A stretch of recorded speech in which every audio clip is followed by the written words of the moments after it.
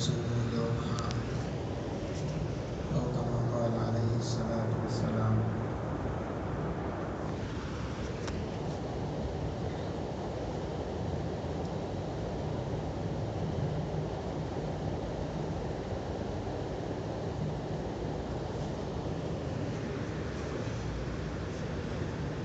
محترم بزرگوں اور دوستوں،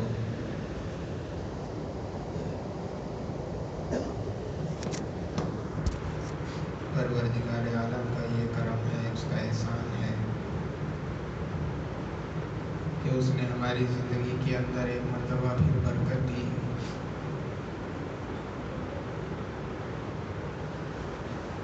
اور اس مقدس رات کو ہماری زندگی میں عطا کیا۔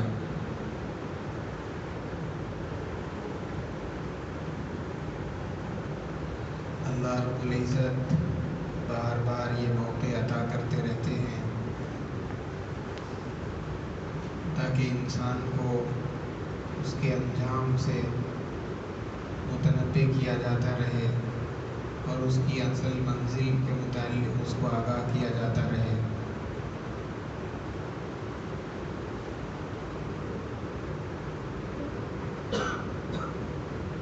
اور یہ راتیں، یہ امت کے لیے مواقع اور یہ لمحات اللہ کے نبی صلی اللہ علیہ وسلم کے صدقے میں اس امت کو دیے گئے۔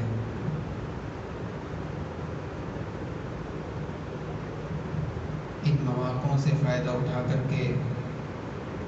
آدمی اپنی زندگی کے اندر تبدیلی پیدا کرے، اپنی بگڑی ہوئی زندگی کو سنوارے، غلط راستے کو بدل کر صحیح نہج پر اپنی زندگی کو لگائے۔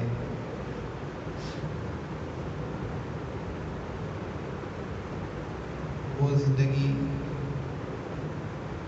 جس کی بنیاد پر اللہ کی نصرتیں، اللہ کی مددیں نازل ہوتی ہیں اور انسان کی زندگی میں اس کے ساتھ ہوتی ہیں، وہ زندگی جس میں جو قبر کی زندگی میں، قبر کی منزل میں اس کے لیے آرام کا سبب بنتی ہے، وہ زندگی جو حشر کے میدان میں اس کو عرش کا سایہ دلائے گی، وہ زندگی جو پلصراط پر سے گزرنے میں اس کے لیے آسانی اور سہولتیں پیدا کرے گی، وہ زندگی جو اس کو جنت تک پہنچائے گی، اللہ کے قہر سے، عذاب سے بچانے والی ہے۔ اللہ تبارک و تعالی ہماری اس جمع ہونے کو قبول فرمائے اور اس رات کو ہمارے لیے اپنی زندگی کے بدلنے کا، اپنے انجام کی تیاری کرنے کا اور اپنی موت کے بعد والی زندگی کی فکر کرنے کے لیے اللہ تعالیٰ اس رات کو سبب اور ذریعہ بنائے۔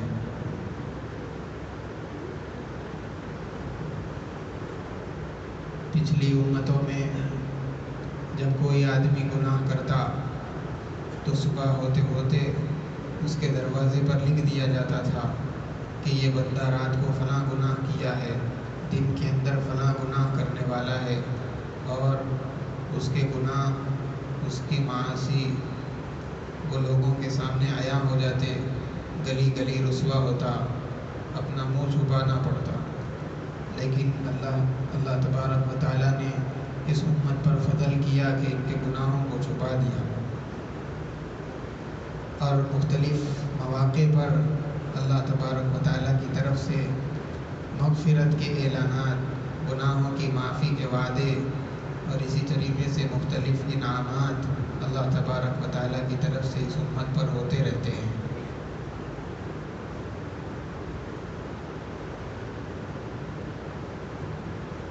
اس رات میں اللہ تبارک و تعالیٰ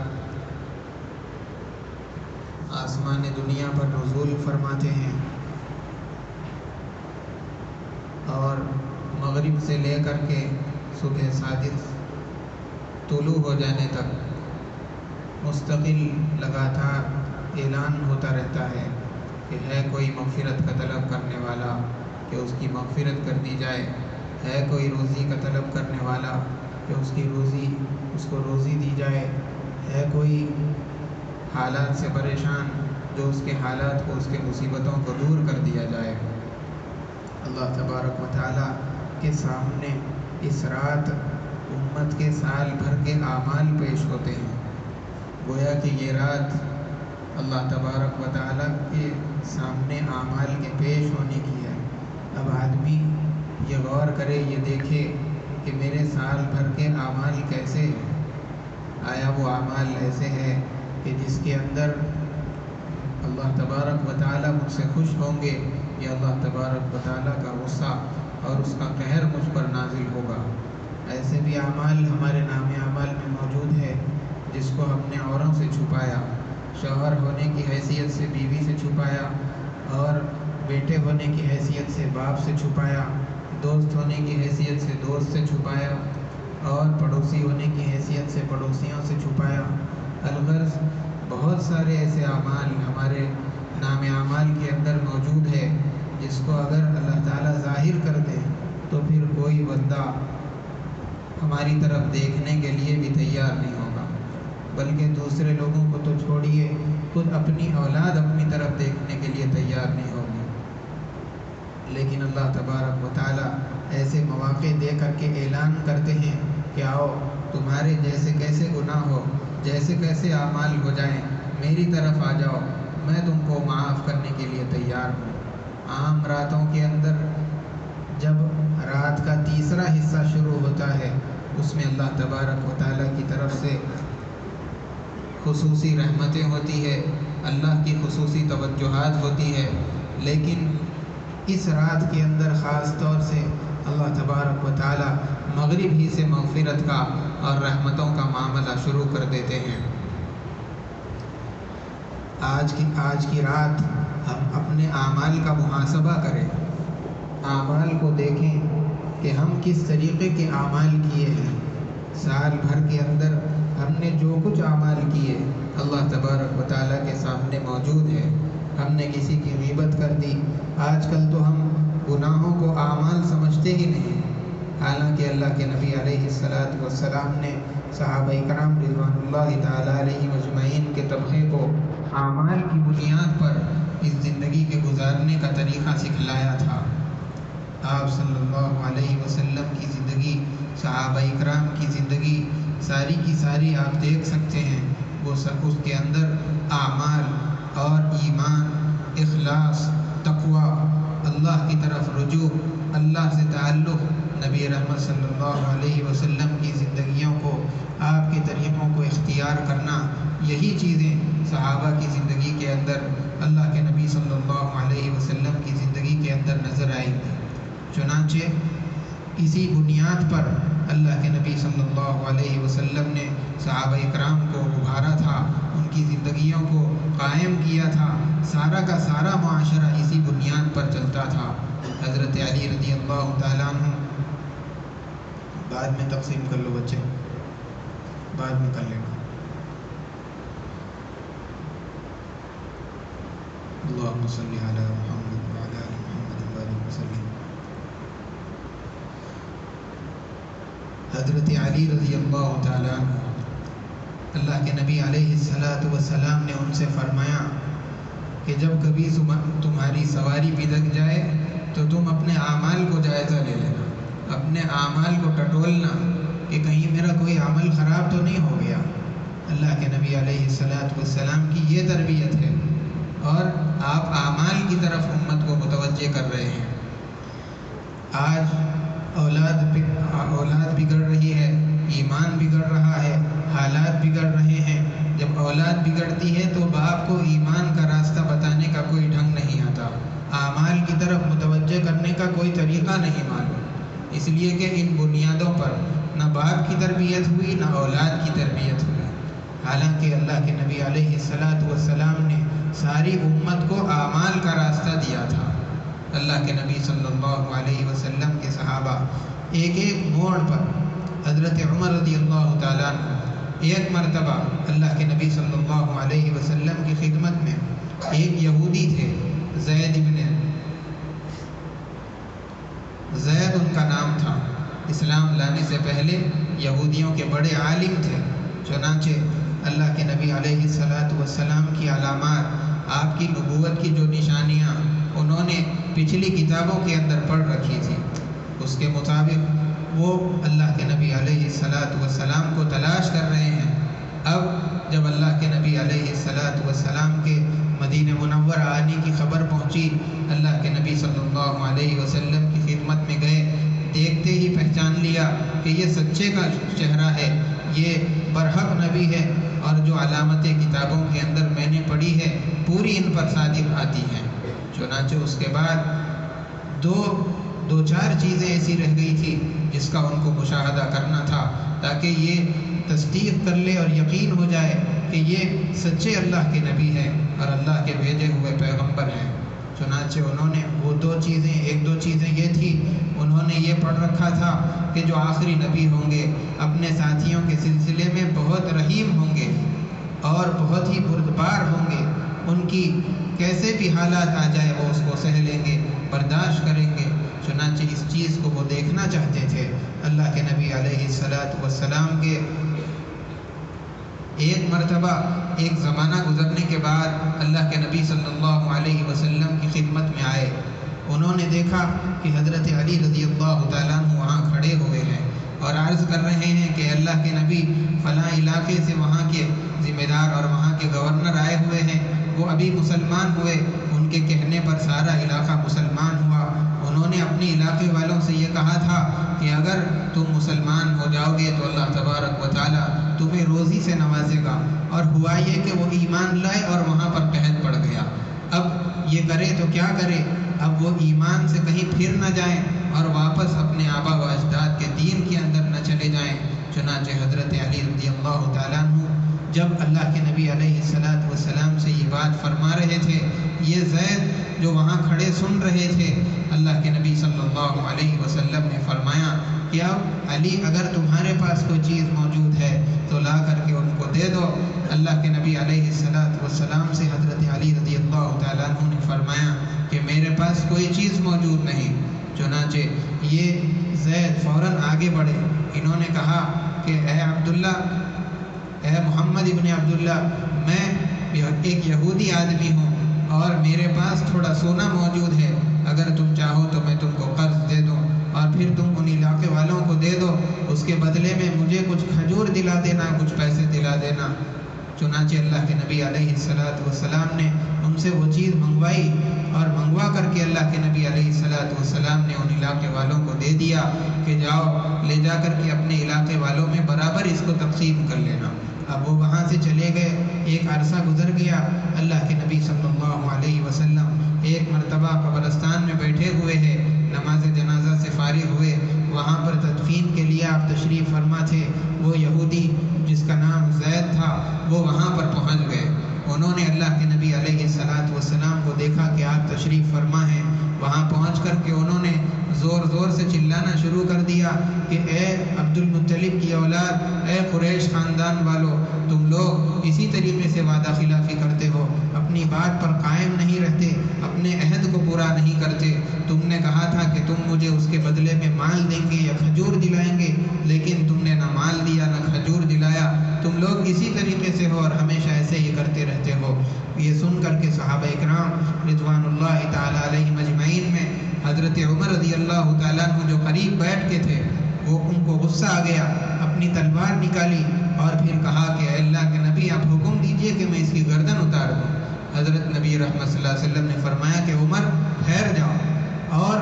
انہوں نے اتنا بس نہیں کیا بلکہ اپنی چادر نکال کر اللہ کے نبی صلی اللہ علیہ وسلم کے گریبان میں آپ کی گردن میں ڈالی، زور سے اس کو جھٹکا دیا کہ آپ کو گھسیٹیں اور کھینچیں۔ اللہ کے نبی صلی اللہ علیہ وسلم ایک طرف اتنا برداشت کا مادہ حضرت عمر رضی اللہ تعالیٰ عنہ سے فرماتے ہیں کہ اے عمر تھوڑی دیر صبر کر لینا اور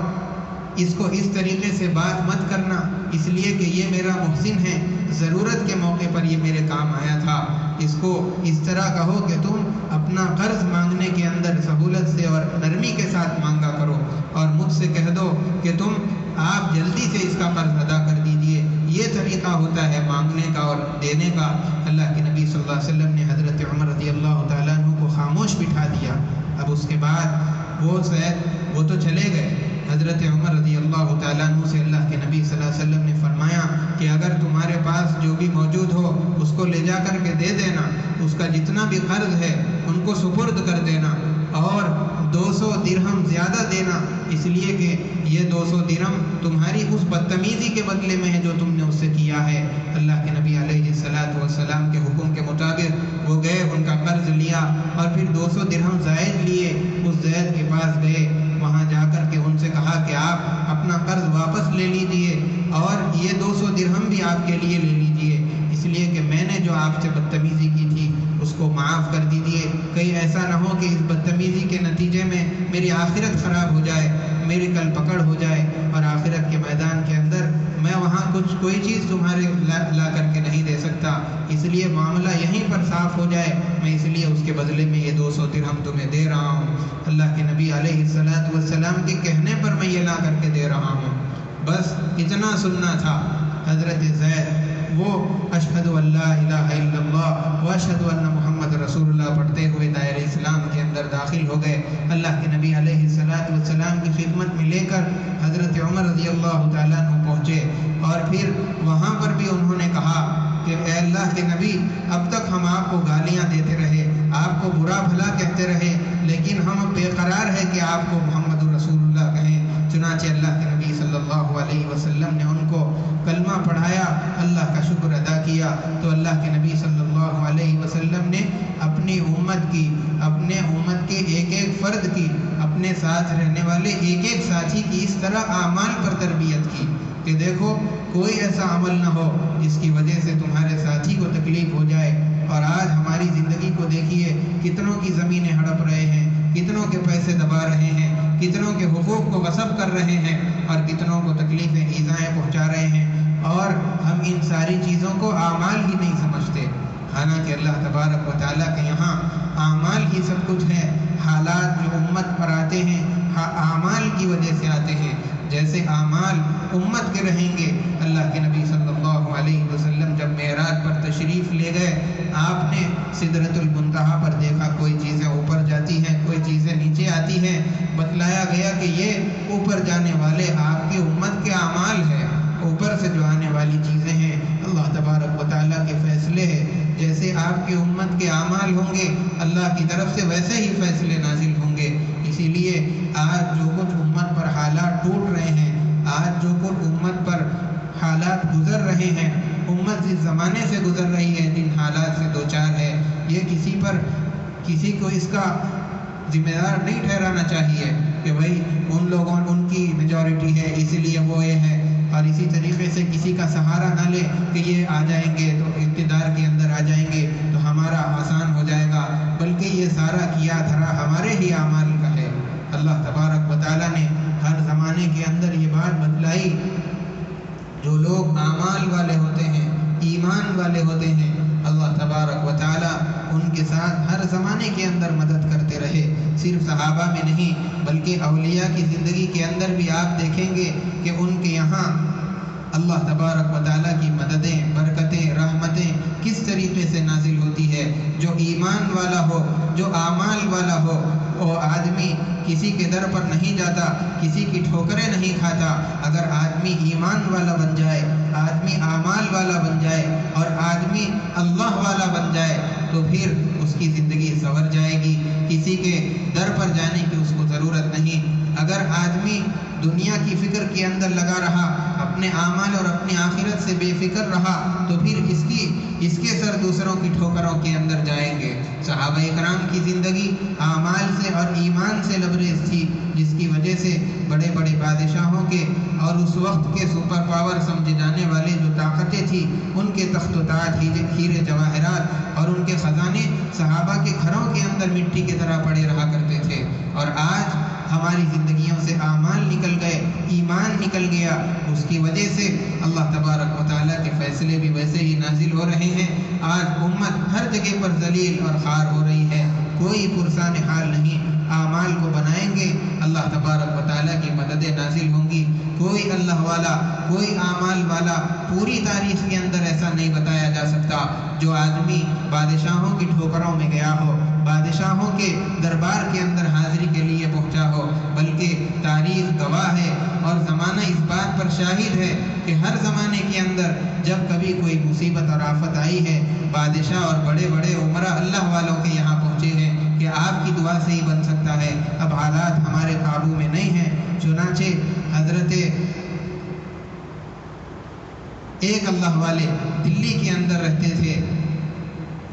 ملا جیون رحمۃ اللہ علیہ، اپنے وقت کے بہت بڑے اولیاء اللہ کے اندر ان کا شمار تھا۔ چنانچہ دلی کی جامع مسجد کے وہ امام تھے۔ اس وقت جو بادشاہ تھا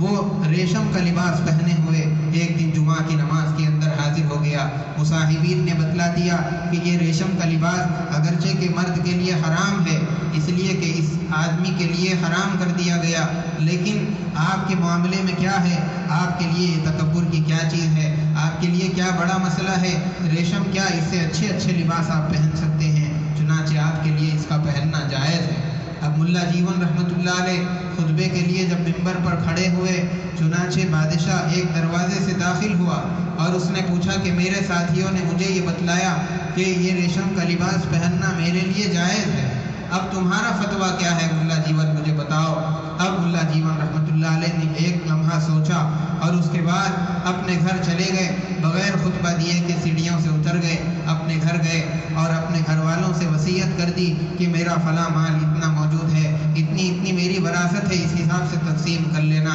یہ کہہ کر کے اپنے گھر والوں کو وصیت کر دی۔ مسجد میں واپس تشریف لائے، اب آ کر کے پھر ممبر پر کھڑے ہوئے اور کھڑے ہو کر کے علی اعلان بادشاہ کے سامنے حق بات کہی کہ کوئی بھی آدمی ہو، بادشاہ ہو یا وزیر ہو، کتنا ہی دنیا کا مالدار کیوں نہ ہو جائے، اللہ کے نبی صلی اللہ علیہ وسلم نے فرمایا کہ مرد کے لیے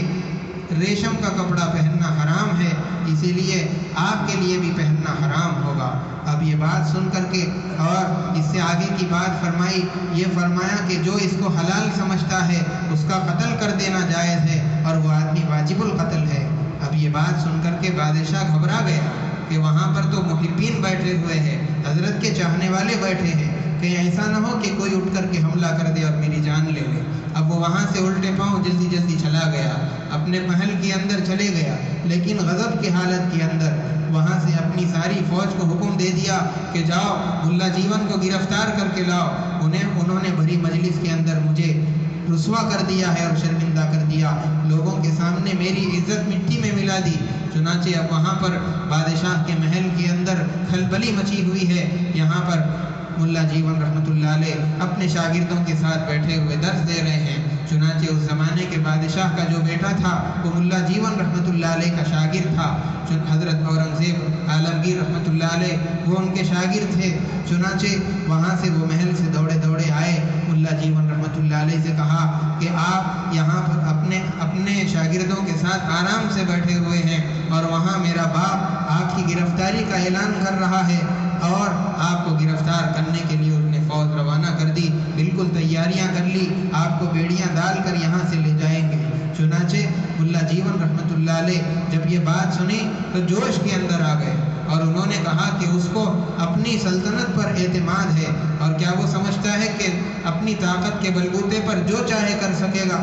وہ اپنی فوج پر ناز ہے، اس کو اپنے ہتھیاروں پر، اپنی سلطنت اور حکومت پر ناز ہے، تو سن لو ہم کو اپنے مولا پر ناز ہے۔ اس کے بعد اپنے شاگردوں سے کہا کہ جاؤ ہمارے ہتھیار لے کر کے آؤ۔ اب وہ شاگرد بھی ویسے ہی تربیت یافتہ تھے، ان لوگوں نے دوڑ لگائی اور جا کر کے ایک مسواک اور لوٹے کے اندر پانی لے کر کے حاضر ہو گئے۔ اب حضرت جب وضو کرنا شروع کیے تو اورنگزیب عالمگیر نے جب یہ دیکھا کہ حضرت تو وضو کر رہے ہیں، اب اگر مصلی پر بیٹھ جائیں گے اور میرے باپ کے خلاف میں ہاتھ اٹھائیں گے تو پھر اس کی سلطنت نہیں رہے گی، نہ اس کی اولاد، اس کی نسلوں کی نسلیں تباہ ہو جائیں گی۔ اب وہ دوڑے اپنے باپ کے پاس پہنچے اور انہوں نے بتلایا کہ آپ کیا کر رہے ہیں، ان کی گرفتاری کا اعلان کر رہے ہیں، وارنٹ جاری کر رہے ہیں، اور وہاں پر وہ بیٹھے مصلی آپ کے لیے بددعا کرنے کے لیے بالکل تیار ہے۔ وہ جب بادشاہ یہ بات سنا تو فوراً گھبرا گیا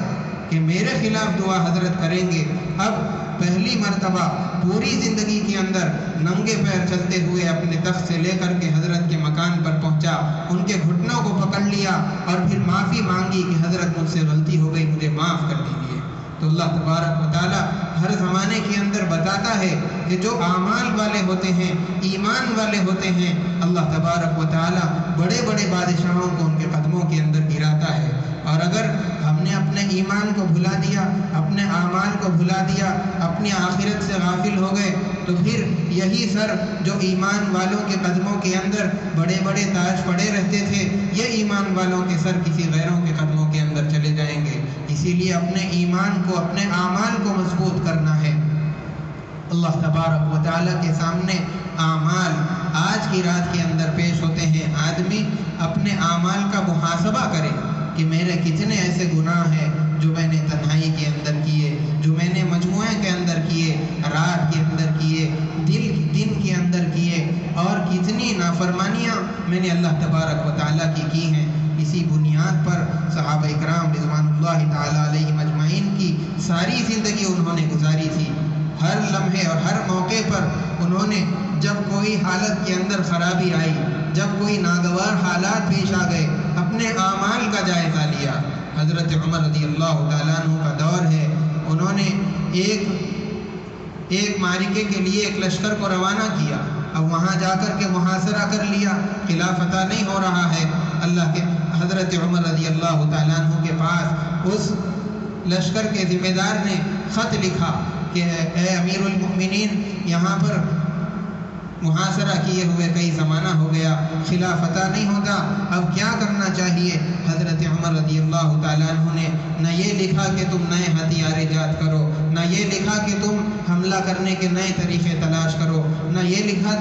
کہ تم کسی طریقے سے قلعے کے اندر داخل ہو جاؤ۔ اس طریقے کی کوئی تدبیر حضرت عمر رضی اللہ تعالیٰ عنہ نے نہیں بتائی، بلکہ وہ حضرت نبی رحمت صلی اللہ علیہ وسلم کے تربیت یافتہ تھے۔ انہوں نے اپنے ساتھیوں کو اعمال کی طرف متوجہ کیا کہ تم دیکھو کہ تمہاری زندگی اور تمہارے 24 گھنٹے والے اعمال میں سے کون سا عمل تم سے رہ رہا ہے۔ اب جب انہوں نے تلاش کیا، غور کیا، بڑے غور و فکر کے ساتھ سوچا، ان کے ذہن کے اندر بات آئی کہ ہم یہاں بڑے زمانے سے ہیں اور اس کی وجہ سے ہماری مسواکیں ختم ہو گئی ہیں، مسواک کا عمل ہم سے چھوٹ رہا ہے۔ چنانچہ جیسے ہی انہوں نے صبح فجر کی نماز کے اندر مسواک کیا، اب وہ ہے کہ سارے دروازے کھول کر کے بلا رہے ہیں کہ آ جاؤ، اندر آ جاؤ، ہم تمہیں اپنی چابیاں دینے کے لیے تیار ہیں اور تمہاری ماتحتی قبول کرنے کے لیے تیار ہیں۔ اب یہ بات سمجھ میں نہیں آئی، کل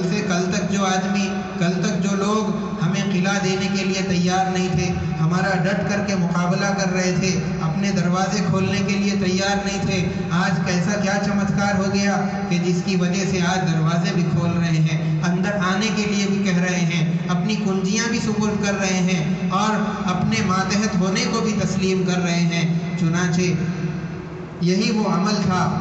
مسواک کا جس کی وجہ سے اللہ تبارک و تعالیٰ نے یہ فتح اور یہ نصرت اور یہ مدد صحابہ اکرام رضوان اللہ تعالیٰ علیہ مجمعین کے ساتھ نازل فرمائی تھی۔ آج کی رات یہ اعمال کا محاسبہ کرنے کی رات ہے، آدمی اپنے اعمال کا محاسبہ کرے، اور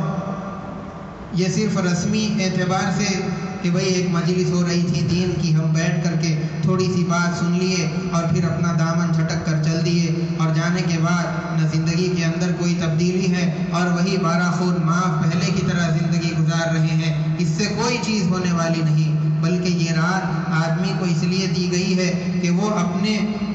زندگی کو تبدیل کرے۔ آدمی کے لیے زندگی کے اندر تبدیلی لانے کے لیے، اس کے زندگی کے نہج کو، اس کے رخ کو موڑنے کے لیے یہ رات دی گئی ہے۔ اور پھر آگے آنے والا مبارک رمضان کا مہینہ، اس کی تیاری کے لیے بھی اللہ تعالیٰ نے یہ رات عطا فرمائی کہ اس ماہ مبارک کے اندر داخل ہونے سے پہلے دل کی گندگیوں کو دھونا ہے، اپنی زندگی کو سنوارنا ہے، اس کو ایک صحیح نہج دے کر کے زندگی کو گزارنا ہے، اعمال کے ساتھ اپنی زندگی کو مزین کرنا ہے، ایمان کے انوار کے ساتھ اپنی زندگی کو پیراستہ کرنا ہے۔ اس طریقے سے اپنی یہ رات کو گزاریں گے، پھر آگے آنے والا مقدس مہینہ، اس کی برکات، اس کی انوارات اور اللہ تبارک و تعالیٰ کی طرف سے نازل ہونے والے اس کے اندر خاص انعامات ان بندوں کو حاصل ہوں گے۔ اسی لیے آج کی رات آدمی اپنے اعمال کا بھی محاسبہ کرے، اپنی گزری ہوئی پر توبہ کرے، اللہ تبارک و تعالیٰ کے سامنے آج کے جو اعمال پیش ہوں گے،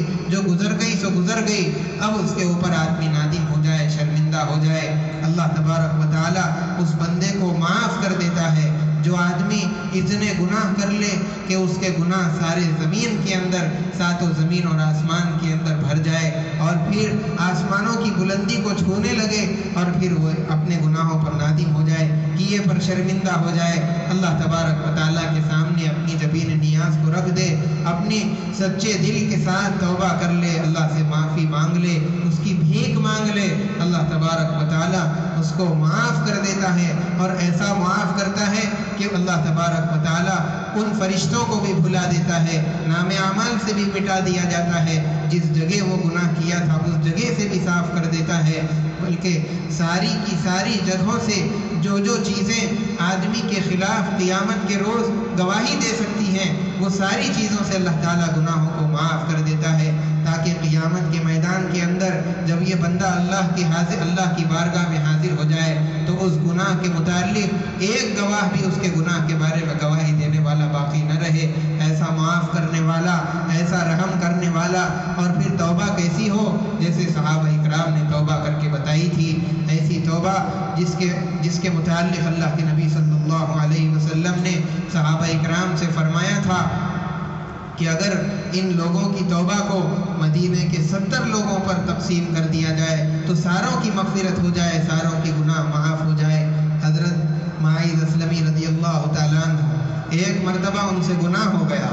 اب وہ پریشان حیران اللہ کے نبی صلی اللہ علیہ وسلم کی خدمت میں پہنچے، وہاں پر آ کر اپنے گناہ کا اقرار کر رہے ہیں، اے اللہ کے نبی مجھے آپ پاک کر دیجئے گناہوں سے، دھولا سے، اے اللہ کے نبی آپ مجھے حد جاری کر کے صاف کر دیجئے۔ اللہ کے نبی علیہ السلام ہے کہ آپ اپنے امتی کے اس اقرار کو سن کر کے بے قرار ہو گئے، آپ کا دل مچلنے لگا۔ اللہ کے نبی صلی اللہ علیہ وسلم نے اپنا چہرہ دوسری طرف پھیر لیا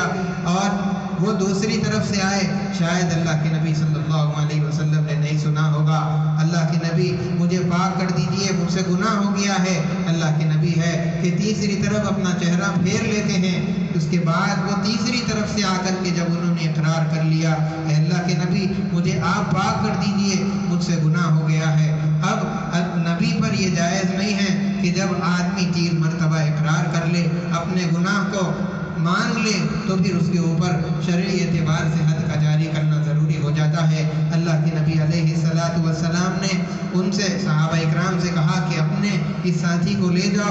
جا کر کے کھڑا کرنا اور پھر وہاں پر ان کو اس کے اندر اتار دینا اور پتھروں سے مار کر کے ہلاک کر دینا۔ اس حد کو جاری کرنے کے بعد اللہ کے نبی صلی اللہ علیہ وسلم بے قرار ہے، اپنے ایک امتی کے اس حد کے جاری ہونے پر آپ رو رہے ہیں کہ میرا ایک امتی اس کو یہ تکلیف ہو رہی ہے، گناہ اس کا صاف ہو جائے گا لیکن میرے سامنے میرے ایک امتی کو تکلیف ہو رہی ہے۔ اللہ کے نبی صلی اللہ علیہ وسلم ایک امتی کے لیے بے قرار ہوئے، ایک امتی کے لیے رات دن آپ نے تڑپ کر کے گزاری ہے۔ قیامت تک آنے والے ایک انسان کے لیے اللہ کے نبی صلی اللہ علیہ وسلم رات دن میدانوں کے اندر اور لوگوں کے درمیان، تنہائی کے اندر، دن میں رات میں، ہر موقع پر اللہ کے نبی صلی اللہ علیہ وسلم اپنی ہی امت کے لیے مانگا کرتے تھے۔ اسی طریقے سے جب حضرت معاذ اسلمی رضی اللہ تعالیٰ عنہ کو گڑھے کے اندر اتارا گیا، پتھر مارنے لگے،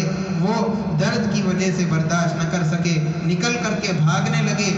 صحابہ اکرام رضوان اللہ تعالیٰ علیہم اجمعین حضور پاک علیہ السلام کے حکم کی تعمیل کے اندر ان کے پیچھے جا رہے تھے دوڑتے ہوئے، اور وہ آگے کی طرف دوڑ رہے ہیں۔ ایک صحابی رضی اللہ تعالیٰ عنہ سامنے کی طرف سے آ رہے تھے، انہوں نے یہ دیکھا کہ معاذ بھاگے ہوئے دوڑے جا رہے ہیں، ان کے ہاتھ کے اندر اونٹ کا یہ نیچے والا جبڑا تھا،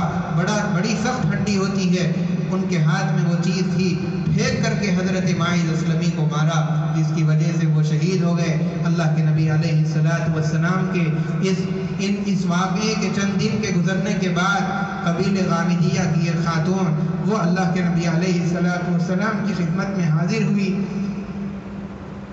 اور انہوں نے عرض کیا کہ اللہ کے نبی مجھ سے زنا ہو گیا ہے۔ آپ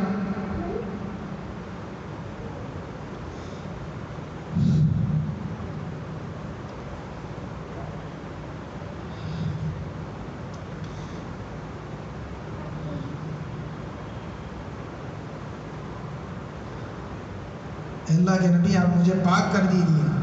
چنانچہ اللہ کے نبی علیہ السلام نے ان سے منہ پھیر لیا۔ دوسری مرتبہ انہوں نے اقرار کیا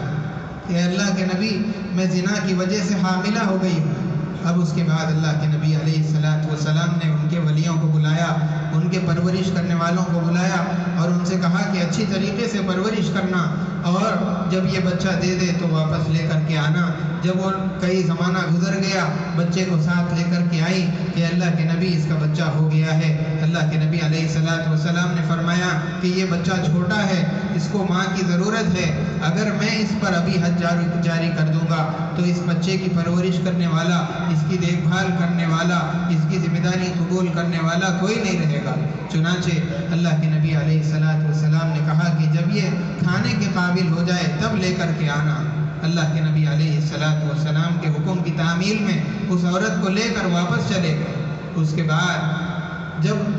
بچہ کھانے کے قابل ہو گیا، اپنے ساتھ لے کر کے آئے ہیں اور پھر اس بچے کے ہاتھ کے اندر روٹی کا ٹکڑا تھما دیا تاکہ اللہ کے نبی کو پتہ چل جائے کہ اب یہ روٹی اور کھانا کھانے کے قابل ہو چکا ہے۔ اللہ کے نبی علیہ السلام نے وہ بچہ لیا، ایک عورت دوسرے صحابہ کے سپرد کر دیا اور پھر کہا کہ تم ان کے لیے بھی ایک گڑھا کھودو اور اس کے بعد کنکر مار کر کے ان کو بھی ہلاک کر دینا۔ اللہ کے نبی علیہ السلام کے کہنے کے مطابق ان لوگوں نے ان کو ایک میدان کے اندر لے جا کر کے گڑھا کھودا، اس کے اندر اتار دیا، اس کے بعد کنکری مارنے لگے۔ حضرت خالد بن ولید رضی اللہ تعالیٰ عنہ جب ایک پتھر مارا ہے، خون کے چھینٹے اور فوارے اڑ کر کے چہرے پر گرے، جس کی وجہ سے انہوں نے بڑے سخت الفاظ کہے۔ اللہ کے نبی علیہ السلام کے کان میں جب حضرت خالد رضی اللہ تعالیٰ عنہ کے یہ الفاظ پہنچے، اللہ کے نبی نے منع کر دیا کہ تم اس طرح مت کہنا، اس عورت نے ایسی توبہ کی ہے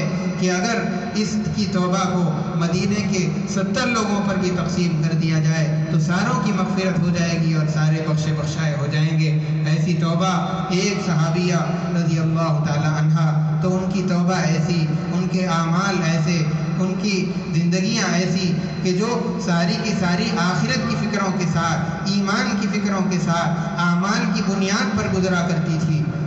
مال ان کی زندگی کے اندر کوئی حیثیت نہیں رکھتا تھا، اس لیے کہ یہ مال آج ہے کل نہیں ہے، اور اعمال یہ آدمی کے ساتھ زندگی میں بھی، قبر میں بھی، حشر میں بھی، بلکہ جنت تک پہنچانے تک اس کے ساتھ رہتے ہیں۔ اسی لیے اپنی زندگیوں کو اعمال کی بنیاد پر چلانا چاہیے۔ مال تو بنیوں کے پاس بھی ہوتا ہے، اگر ہم اور بنیوں کی فکروں کے اندر کوئی فرق نہیں رہا تو پھر ہم کیسے مسلمان ہیں؟ بنیے بھی اس فکروں کے ساتھ دن کرتے ہیں، صبح کرتے ہیں کہ میں آج کاروبار کیسے کروں گا۔ اگر مسلمان بھی یہ فکر لے کر کے گھر سے نکلتا ہے کہ میری دنیا کیسے بن جائے، 2 ٹکڑے مجھے کیسے حاصل ہو جائے، میرے پیٹ کیسے بھر جائے، پیٹ کی فکر کے اندر، مال کی فکر کے اندر، دنیا کی فکر کے اندر اپنے آپ کی زندگی کو بھلا رہا ہے، تو پھر ہماری زندگی میں اور بنیوں کی، غیروں کی زندگی کے اندر کیا فرق رہ جائے گا؟ اللہ کے نبی علیہ السلام نے اور خود اللہ تبارک و تعالیٰ کے یہاں یہ مال کی کوئی حیثیت نہیں ہے۔ اگر مال بنیاد ہوتا تو قارون اور فرعون یہ سب سے زیادہ اللہ تبارک و تعالیٰ کے قریبی ہوتے، اللہ کا قرب، اللہ کا تعلق ان لوگوں کو سب سے زیادہ حاصل ہوتا تھا۔ اللہ کے نبی علیہ السلام کو پیشکش ہونے کے باوجود بھی آپ نے فقیری والی اور محتاجگی والی اور فقر و فاقے والی زندگی کو پسند فرمایا کہ ایک دن کھاؤں تو آپ کا شکر کروں، نہ ملے تو پھر صبر کر کے زندگی گزاروں تاکہ قیامت تک آنے والی امت کے لیے سبق ہو جائے۔ اسی طریقے سے توبہ اور اعمال والی زندگی پر امت کو اٹھایا تھا صحابہ کرام، اور اسی طریقے سے اولیاء اللہ نے اس طرح کی زندگیاں گزار کر کے بتائی ہے، اور پھر اپنے سارے اعمال کرنے کے باوجود بھی ایسے بے چین اور بے قرار ہیں جیسے کہ ہمارے کوئی چیز کام آنے والی نہیں ہے۔ حضرت عمر رضی اللہ تعالیٰ عنہ کا آخری وقت ہے، خنجر مار دیا گیا، زخم اتنا گہرا کہ جب دودھ پلایا جاتا ہے زخم سے باہر نکلنے لگتا ہے۔ اس وقت بھی اپنی غشی کی حالت کے اندر نماز کی یاد دلائی جاتی ہے تو فوراً کھڑے ہو جاتے ہیں اور کہتے ہیں کہ ہاں نماز کے ایمان کے اندر، اسلام کے اندر اس کا کوئی حصہ نہیں ہے جو نماز نہ پڑھے۔ ایسی حالت کے اندر بھی اعمال کی یہ فکر اور اعمال کا یہ احساس اور آج ہمارے معاشرے کے اندر اور خود ہماری زندگیوں کے اندر دیکھ لیجئے، کوئی تھوڑے بہت حالات ہو گئے تو 2-4 نمازیں غائب ہو جاتی ہیں، نمازوں کی فکر نہیں ہے، نیند کا غلبہ ہو گیا تو وہ الگ چیز ہے، لیکن جانتے بوجھتے اپنے دنیاوی کاموں کی وجہ سے، اپنے دوسرے حالات کی وجہ سے آدمی نمازوں کو، عبادات کو آگے پیچھے کرتا چلا جاتا ہے، جس کی وجہ سے آدمی کی زندگی کے اندر پریشانیاں اور مصیبتیں آتی چلی جاتی ہیں، اللہ تبارک و تعالیٰ کی طرف سے بلائیں اور مصیبتیں اترتی چلی جاتی ہے۔ اسی لیے آدمی کو ایمان کو، اعمال کو بنیاد بنا کر کے زندگی گزارنا چاہیے، اور توبہ بھی ایسی ہو جیسے صحابہ نے کیا، توبہ ویسی ہو جیسے اولیاء اللہ نے کر کے بتایا۔ حضرت حسن بصری رحمۃ اللہ علیہ، ان کی ایک شاگردہ تھی، ان کا ایک لڑکا تھا، بڑی نیک صالح خاتون تھی، مال بہت زیادہ اللہ تعالیٰ نے عطا فرمایا تھا، جوانی کی حالت کے اندر ہی ان کے خاوند کا انتقال ہو گیا۔ اب اس نے یہ سوچا کہ اگر میں دوسری شادی کرتی ہوں تو مجھے خاوند تو مل جائے گا، لیکن اس بچے کی زندگی خراب ہو جائے گی، معلوم نہیں وہ آنے والا شوہر اس کے ساتھ کیسا برتاؤ اور معاملہ کرے گا۔ چنانچہ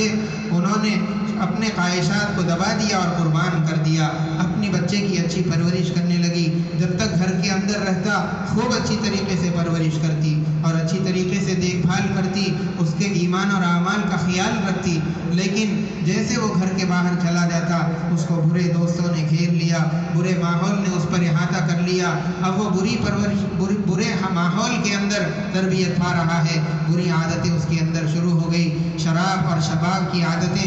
خراب عادتیں، گناہوں کے اندر ملوث ہو گیا اور مبتلا ہو گیا۔ اب ماں اس کو سمجھاتی، ماں بڑی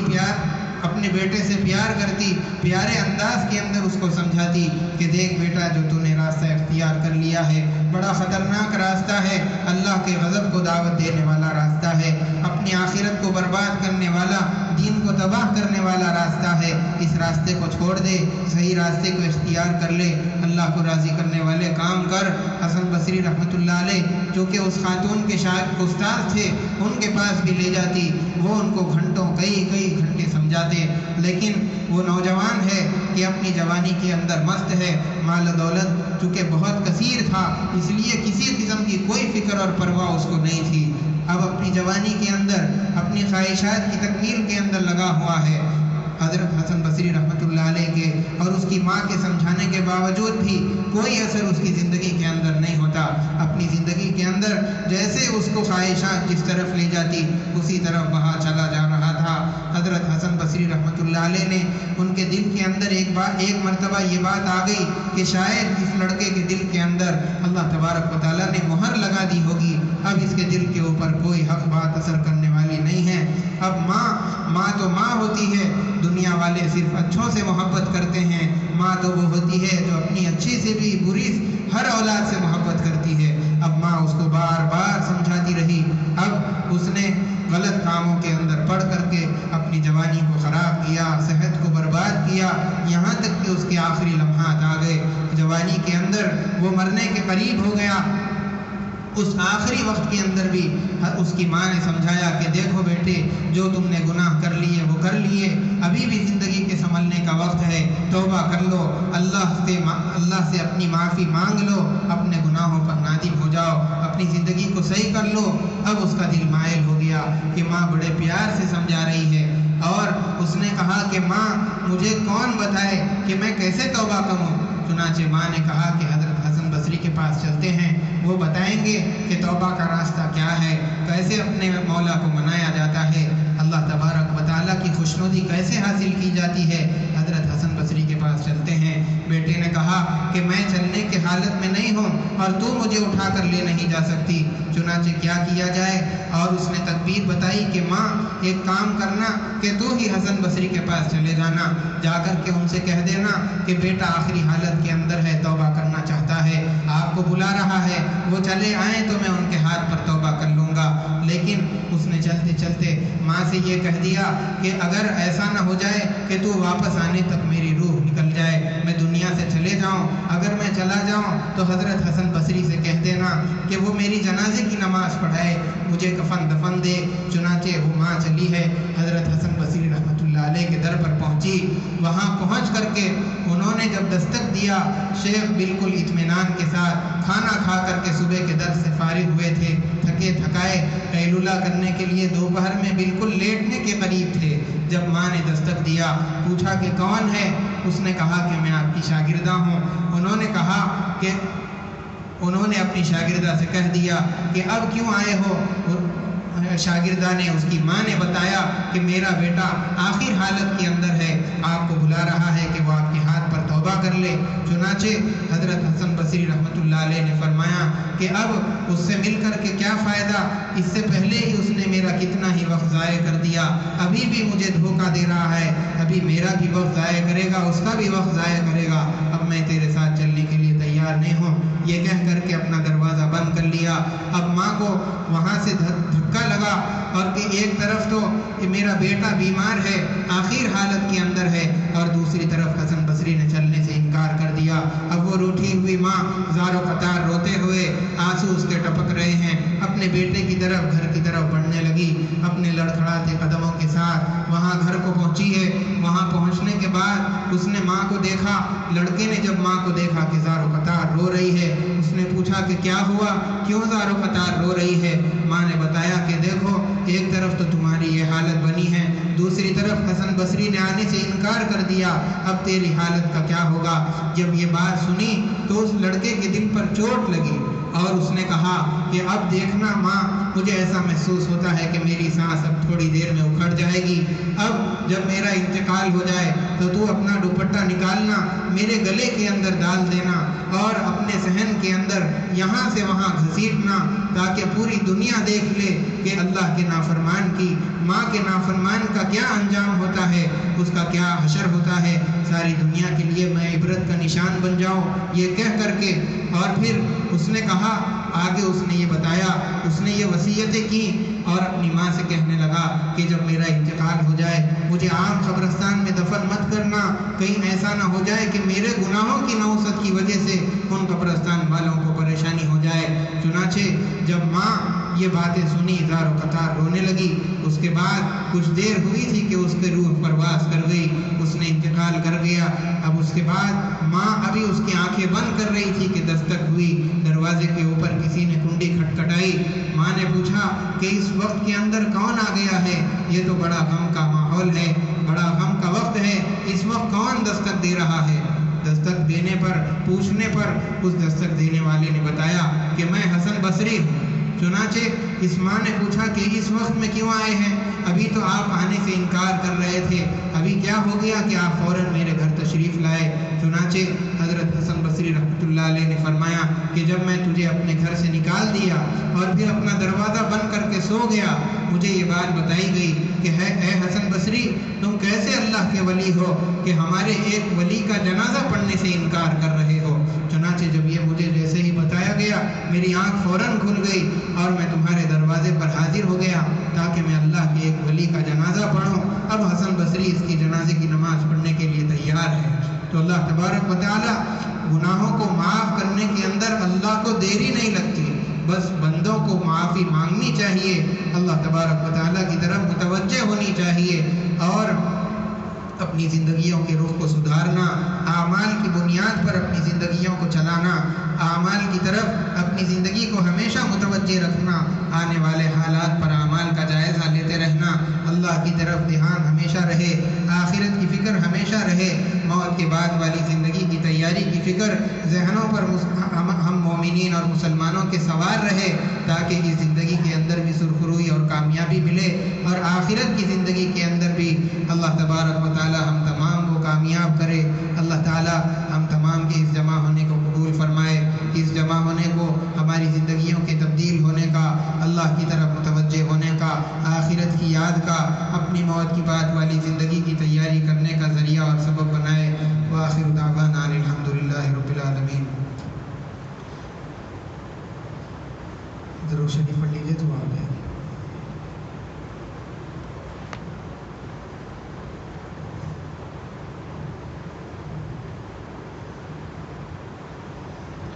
الحمدللہ رب العالمین، اللہم صلی علی محمد وعلی آل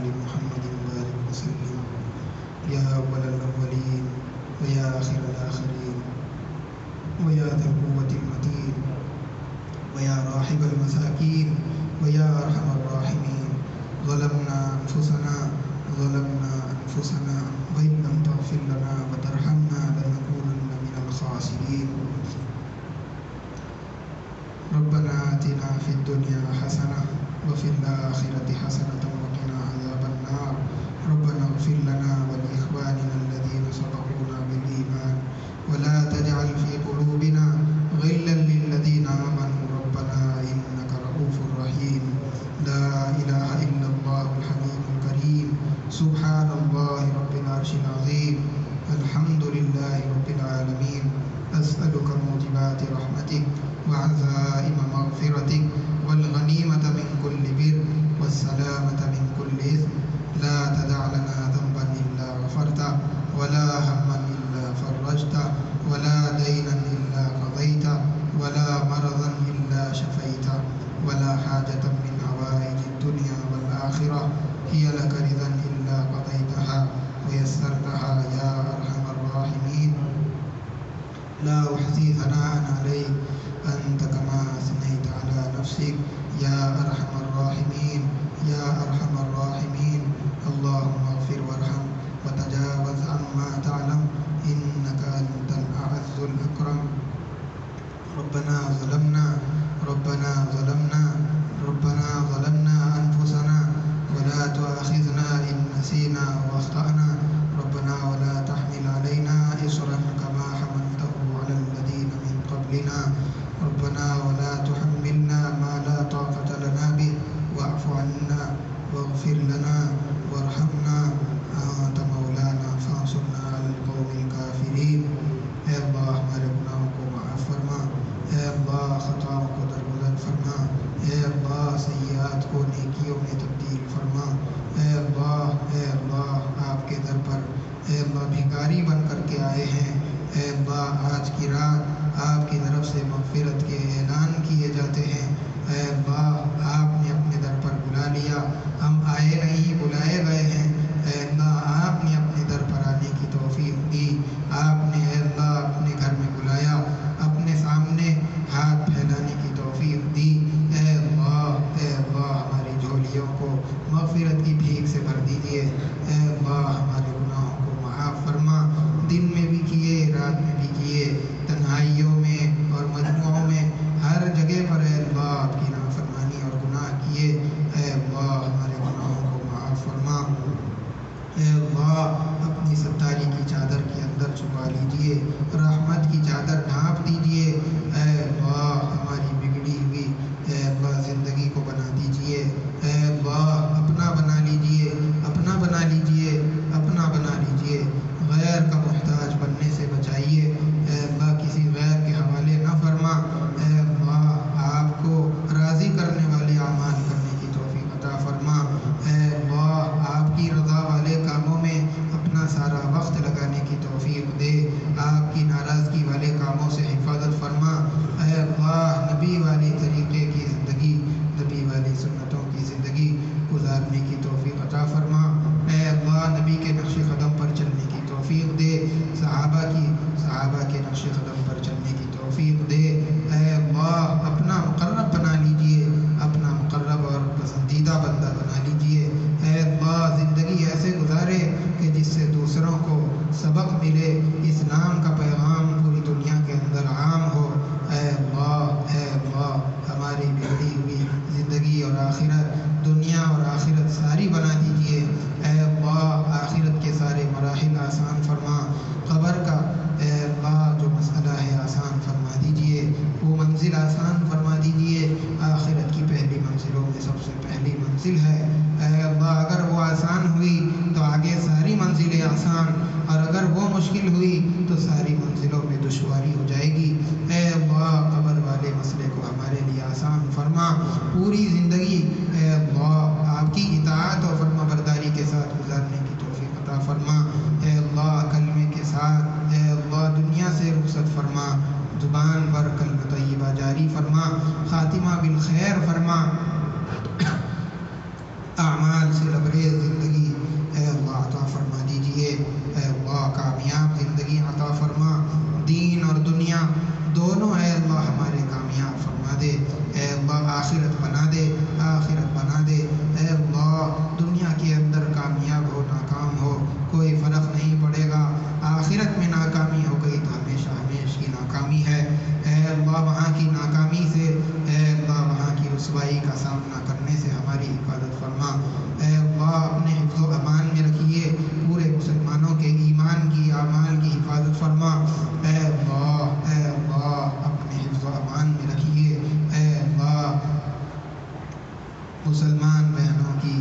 مسلمان بیٹیوں کی آبرو اور عفت کی حفاظت فرما، اے اللہ ان کے ایمان کی حفاظت فرما، ان کے اعمال کی حفاظت فرما، ان کے حیا کی حفاظت فرما، اے اللہ نگاہوں کے اندر حیا اور شرم عطا فرما، اے اللہ اپنے ایمان کی حفاظت کرنے والا بنا، اے اللہ اپنی زندگی کو صحیح نہج پر چلانے والا بنا، اے اللہ آخرت کی ساری منزلیں ہمارے لیے سہل فرما دے، اے اللہ آپ کے سامنے اے اللہ ہم کیا حساب دیتے، ہمارے پاس کوئی ایسا عمل نہیں جو تیری بارگاہ میں پیش کیا جا سکے، جو تیری بارگاہ میں پیش کر کے اے اللہ جنت کا سوال کر سکے، بس تیرے فضل کے بھکاری ہے، اے اللہ اپنے فضل سے ہماری مغفرت فرما،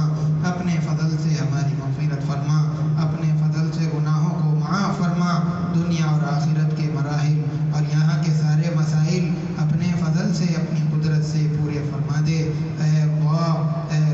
حشر کے میدان میں رسوائی سے حفاظت فرما، اے اللہ اپنی ستاری کی چادر کے اندر لے کر کے اے اللہ ہمارے گناہوں کو معاف فرما دیجیے، صحابہ کا سامنا ہونے سے، ان کے سامنے رسوا اور شرمندہ ہونے سے، اے اللہ وہاں میدان کے اندر پشیمانی ہونے سے حفاظت فرما، اے اللہ وہاں کی شرمندگی سے حفاظت فرما، اے اللہ درگزر کا معاملہ فرمائیے، رحم و کرم کا، عفو و درگزر کا معاملہ فرمائیے، اے اللہ ہمارے سارے اعمال کو دیکھے بغیر ہی نرمی کا معاملہ کرتے ہوئے کامیابی کا پروانہ عطا فرما دیجیے، اے اللہ ہم آپ کے فضل کے بھکاری ہیں، ہمارے پاس جھولی خالی ہے، کوئی چیز نہیں جو تیری خدمت میں پیش کر سکے، اے اللہ تیرے سامنے پیش کرنے کے قابل کوئی چیز نہیں، ہماری جھولی تو گناہوں سے بھری ہوئی ہے، اے اللہ ہر طرح کے گناہ جھولی میں موجود ہے، کوئی نیکی نہیں جو حضور علیہ السلام کی آنکھوں کو ٹھنڈک پہنچا سکے، جو حضور کے طریقے کے مطابق ہو، جو آپ کو خوش کرنے والی ہو، جو اے اللہ آپ کے غصے کو ٹھنڈا کرنے والی ہو، ایسی کوئی نیکی ہمارے نام اعمال میں موجود نہیں ہے، اے اللہ ہم تو آپ کے فضل کے بھکاری ہے، اے اللہ اپنی فضل کی چادر، اپنی رحم اور عفو و درگزر کی چادر ہمارے اوپر ڈال دیجئے، ستاری کا معاملہ کرتے ہوئے اے اللہ ان تیرے مقدس بندوں سے چھپاتے ہوئے ہمارے گناہوں کو بخش دے، اے اللہ ان کے سامنے رسوا ہونے سے اللہ ہماری حفاظت فرما، پل صراط کا مسئلہ اے اللہ اس کا گزرنا ہمارے لیے آسان فرما، اس پر سے پار ہونا ہمارے لیے سہل فرما دیجئے، اے اللہ وہاں پر بھی اے اللہ ہم ہر موقع پر تیری مدد کے اور تیری قدرت کے اے اللہ سہارے کی ضرورت ہے وہاں پر، اور اس دنیا کے اندر ہر جگہ تیری قدرت کا اور تیری مدد کا سہارا دے دے، اے اللہ تو ہمیں اپنا بنا لے، اے اللہ اپنا بنا لے، ساری زندگی اے اللہ آپ کی اطاعت و فرمانبرداری کے ساتھ گزارنے کی توفیق عطا فرما، سارے مسلمانوں کے ایمان کی حفاظت فرما، اے اللہ ان کے ایمان اور اعمال کی حفاظت فرما، اے اللہ ان کی آبرو کی، ان کے مال کی، ان کے جان کی، اے اللہ ہر چیز کی حفاظت فرما، مدارس کی، مکاتب کی، مساجد کی حفاظت فرما، اے اللہ جو پریشان حال ہے ان کی پریشانیوں کو اپنے قدرت سے دور فرمائیے، اے اللہ سہولتوں آسانیوں سے ان کی پریشانیوں کو تبدیل فرما دیجیے، اے اللہ جو بیمار ہے ان کو صحت کاملہ عاجلہ مستمرہ نصیب فرما، اے اللہ جو قرض میں ڈوبے ہوئے ہیں اے اللہ ان کے قرض کی ادائیگی کی غیب سے شکلیں اور صورتیں پیدا فرما، اے اللہ جو جیلوں کے اندر اے اللہ ناجائز مقدمات میں پھنسے ہوئے ہیں ان کی رہائی کی شکلیں صورتیں پیدا فرما، اے اللہ اسلام کا بول بالا فرما، اے اللہ اس کی محنت میں ہم کو قبول فرما، اے اللہ کلمے والی محنت کے ساتھ زندگی گزارنا ہمارے لیے سہل اور آسان فرما، موت تک اے اللہ محنت کرتے رہنے کی توفیق عطا فرما، اس دنیا سے رخصت ہونے کی توفیق دے، شیطان کے چنگل سے، اس کے دھوکوں سے اور اس کے فریب سے ہر مسلمان کی حفاظت فرما، اس کے ایمان کو سلامت فرما۔ اے اللہ نفس کے شر سے، اے اللہ اس کی شرارتوں سے، اے اللہ اس کے دھوکے دینے سے ہماری حفاظت فرما۔ اے اللہ نفس مطمئنہ نصیب فرما، اے اللہ جس سے آپ کی رضا والے اعمال ہوتے ہوں، ویسا نفس، ویسی زبان، ویسا دل، ویسا بدن اور ایک ایک عضو ویسا عطا فرما جس سے آپ کی خوشی والے اعمال ہوتے ہوں۔ اے اللہ ایسی چیزوں سے ہماری حفاظت فرما جس سے آپ ناراض ہو جاتے ہیں۔ اے اللہ کے نبی علیہ السلام کو تکلیف پہنچتی ہے، ویسی چیزوں سے اللہ ہماری حفاظت فرما۔ اے اللہ اس رات کے اندر جو مغفرت کے وعدے ہو رہے ہیں، اے اللہ جو مغفرت کے اعلانات ہو رہے ہیں، ہمارا بھی نام اس کے اندر شامل فرما لیجئے۔ اے اللہ ہماری بھی آج کی رات مغفرت فرما، جو کیے ہیں، جو ہو چکا ہے اللہ ہم اس پہ نادم ہیں، ہم آپ سے معافی مانگتے ہیں۔ اے اللہ ہمارے گزرے ہوئے گناہوں کو معاف فرما، آئندہ کی زندگی کو سنوار دے۔ اے اللہ آپ کا بن کر زندگی گزارنے کی توفیق عطا فرما۔ اے اللہ ہمارے دل کو دھو دیجئے، گناہوں سے دھو دیجئے، پاک صاف فرما دیجئے، ایمان کا نور اور اے اللہ نبی کی سنتوں کی جاذبیت دل کے اندر پیدا فرما، آپ کی معرفت نصیب فرما، آپ کا تعلق نصیب فرما۔ اے اللہ آپ سے لگاؤ اور محبت نصیب فرما، آپ کا دھیان نصیب فرما، زندگی کے ہر شعبے کے اندر سنتوں کا زندہ کرنا آسان فرما۔ اے اللہ آپ کے تعلق کے ساتھ اے اللہ زندگی کا گزارنا آسان فرما دیجئے۔ اے اللہ اپنی مددوں کو شامل حال فرما، اپنی نصرتوں کو نازل فرما۔ امت کے اوپر بڑا سخت حالات اور بڑے سخت زمانے سے اے اللہ امت گزر رہی ہے۔ اے اللہ امت کی زمانے کے اندر اے اللہ آپ کی مدد کی سخت ضرورت ہے۔ اے اللہ امت کی مدد فرما، امت کے حالات کو بدل دیجئے۔ اے اللہ پریشانیوں کو سہولتوں سے، آسانیوں سے آپ کی مدد سے بدل دیجئے۔ اے اللہ امت کے حالات پر رحم فرما۔ اے اللہ آج کی رات اے اللہ ہمارے اعمال کا جائزہ لینے کی اور اے اللہ اس کے اندر تبدیلی کرنے کی، اپنی زندگی کے رخ کو صحیح کرنے کی توفیق عطا فرما۔ اے اللہ اپنی بگڑی ہوئی زندگی کے رخ کو بدلنے کی توفیق عطا فرما۔ اے اللہ ہم اپنے حساب سے، بندے ہونے کی حیثیت سے جو کچھ آیا مانگ لیا۔ اے اللہ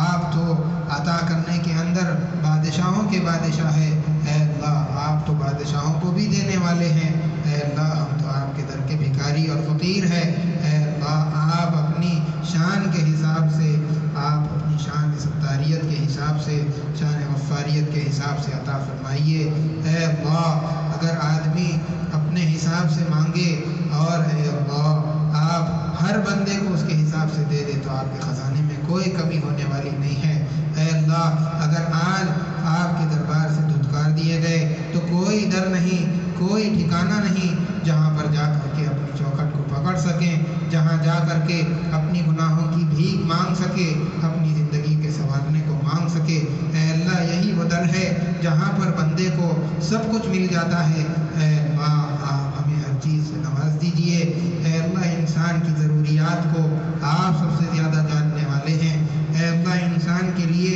کیا بہتر ہے، کس موقع پر بہتر ہے آپ جانتے ہیں۔ اے اللہ مناسب مواقع پر اے اللہ مناسب چیزیں ہم کو نواز دیجئے، عطا فرما دیجئے۔ اپنی عفو درگزر کا معاملہ فرما، گناہوں کو نیکیوں میں تبدیل فرما۔ اے اللہ درگزر کا معاملہ کرتے ہوئے پچھلی زندگی کو دھو دیجئے، گناہوں کو معاف فرما دیجئے، نام اعمال کو پاک صاف کر دیجئے، گناہوں کو مٹا دیجئے، فرشتوں کو بھلا دیجئے، ان جگہوں کو بھی صاف کر دیجئے جہاں پر گناہ کیے گئے ہیں۔ اے اللہ ہر فرد کے،